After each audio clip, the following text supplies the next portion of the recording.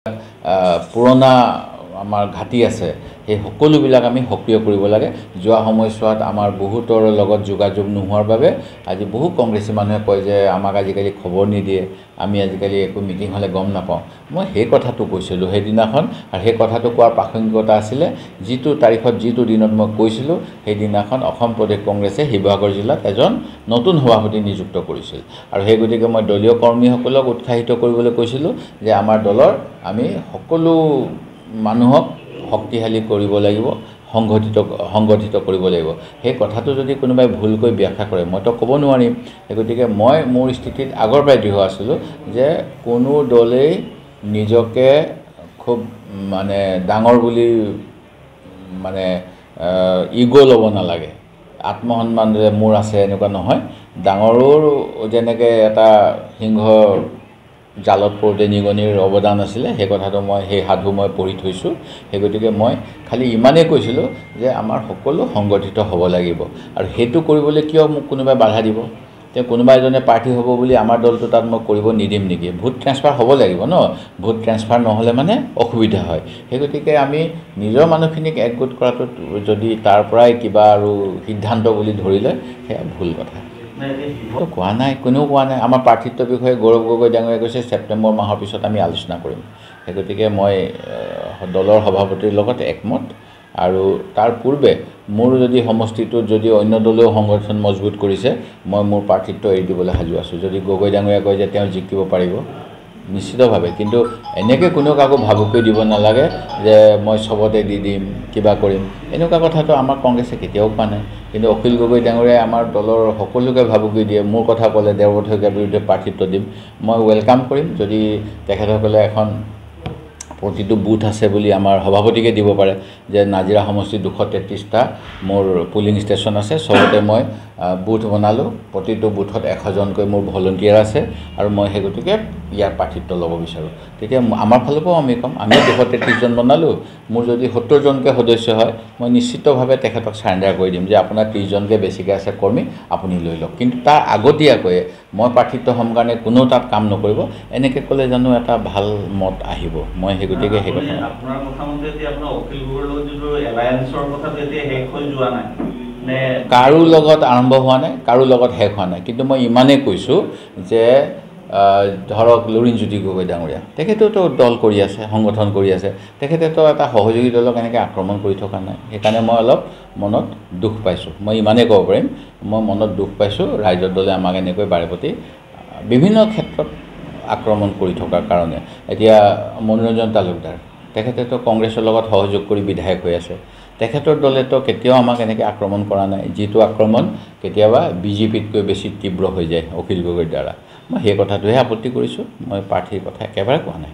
সকলোৱে জানো কিছুদিন পূৰ্বে ম্যানমাৰত ড্ৰোনৰ আক্ৰমণত সহস্ৰ আলফাৰ কেইজনমান কেডাৰ আৰু বিষয়ববীয়া নিহত হৈছিল।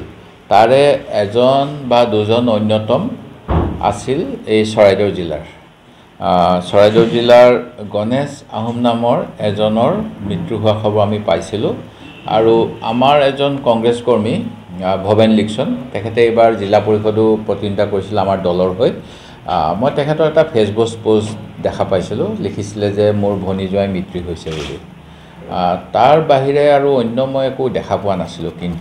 কিন্তু এতিয়া যোৱা 16 তাৰিখৰ দিনাখন যেতিয়া গুৱাহাটীলৈ ৰাহুল গান্ধী ডাঙৰীয়াৰ এখন সভা হৈছিল, আমাৰ সকলো দলীয় নেতাকৰ্মী অসমৰ পৰা ৰাওনা হৈছিল, সেইখিনি সময়তেই খুব সম্ভৱ চফ্ৰাইৰ পৰা অসম আৰক্ষী আৰু ভাৰতীয় সেনাৰ বাহিনীয়ে ভৱেন লিকচনক নিষিদ্ধ ঘোষিত আলফাৰ পৰেশ বৰুৱাৰ লগত যোগাযোগ থকাৰ এটা অভিযোগ আনি পেলাই গ্ৰেপ্তাৰ কৰিলে।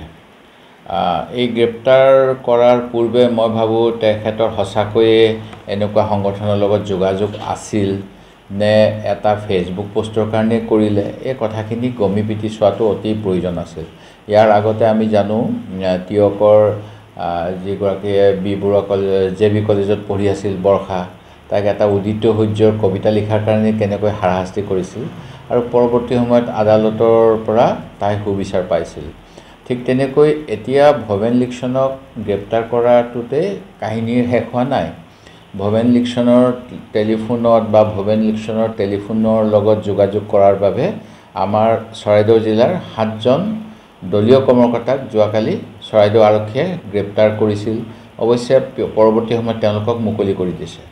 ঠিক তেনেকৈ যোৰহাটৰ এজন আমাৰ ছ'চিয়েল মিডিয়াৰ কংগ্ৰেছৰ কৰ্মী বিষয়ববীয়া ভূপেন বৰগোহাঁইকো যোৱাকালি অসম আৰক্ষীৰ শীৰ্ষ বিষয়াই ভৱেন লিকচনৰ লগত আপোনাৰ কি যোগাযোগ এই প্ৰশ্ন সুধি পেলাই থানালৈ মাতিছে।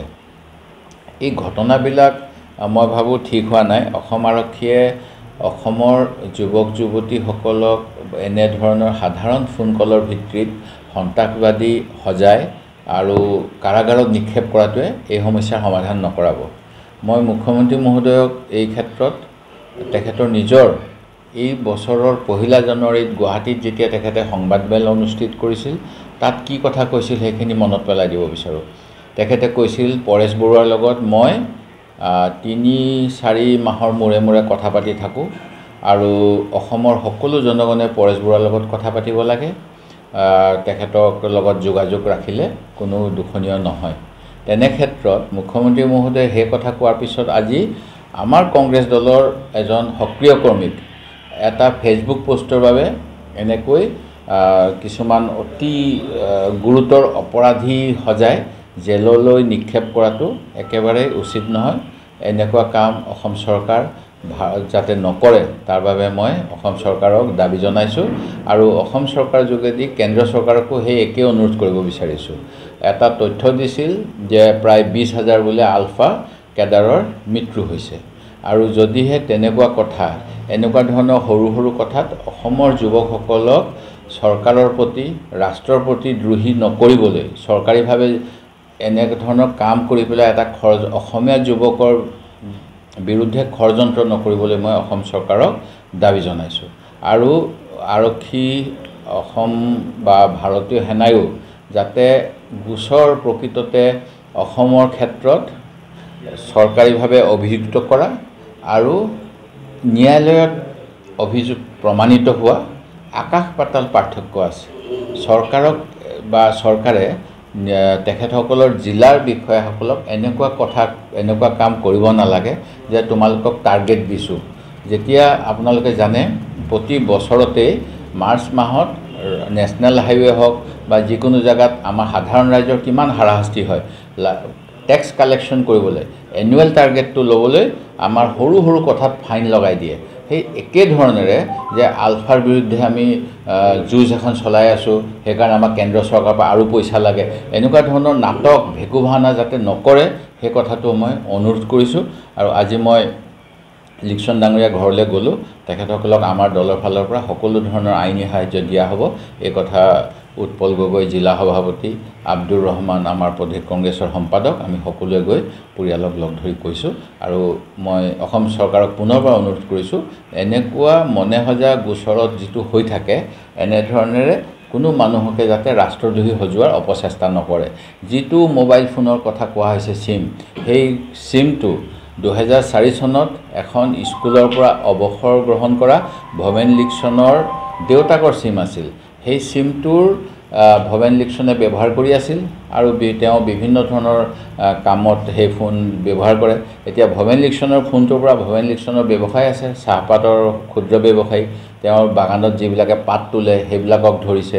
কাৰোবাৰ ইয়াতে গাড়ী ৰিপেয়াৰ হৈছিলে, গাড়ী ৰিপেয়াৰ কৰা ব্যক্তিকো সাঙুৰি লৈছে। গাড়ী ৰিপেয়াৰ কৰা ব্যক্তিজনে নাগালেণ্ডৰ কোনোবাই তেওঁক গাড়ী দি গৈছিল, এটা ফোন নম্বৰ দিছিল। সেই মেকানিকজনে আলফাৰ কথা একো নাজানে। চৰাইদেউ আৰক্ষীয়ে তেনেকুৱা মেকানিককো গ্ৰেপ্তাৰ কৰি আলফাৰ লগত যোগাযোগ আছে বুলি গ্ৰেপ্তাৰ কৰা বুলিও মই গম পাইছোঁ। এনেকুৱা ধৰণৰ কাম যাতে সাধাৰণ মানুহৰ ক্ষেত্ৰত নকৰে আৰু এই কথাটোৱে মই পুনৰবাৰ অসম চৰকাৰক আজি দাবী জনাইছোঁ।